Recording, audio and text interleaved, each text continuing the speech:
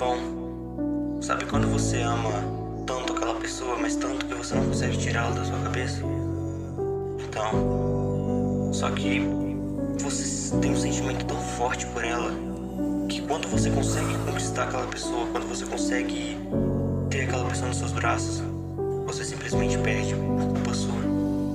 Você simplesmente deixa ansiedade, crises te atrapalharem.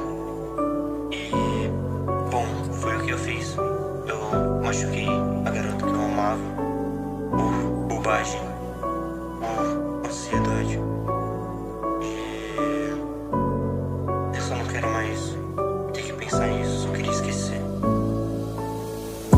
Garota, eu não sinto mais meu coração.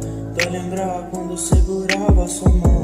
Eu não consigo não te tirar da minha mente. Eu não consigo não. Lembro de nós dois na sacada, falando sobre amor e nas noites passadas, que a gente se amou em noites viradas.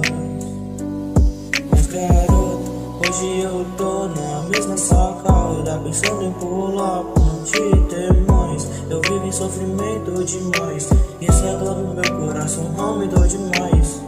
Vivo nesse tormento, nessa aflição. Fico sozinho, tentando pegar sua mão, mas sempre acabo aqui, chorando no chão. Mas sempre acabo aqui, com dor no coração. Garota, eu já passei por tanto para te salvar. Eu já levei tanta facada que o peito parou de sangrar. Eu só quero saber agora onde você vai estar. Se você volta, tô aqui, só não prometo te esperar. E eu vejo o céu tão cinza sem você. Tudo perdeu a cor, tudo perdeu sabor.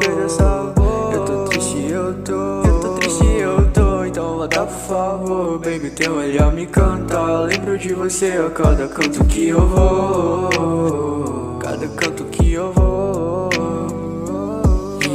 E eu esqueci de mim, lembro de você em cada canto, eu tô perdido. Olha só, esse é o fim.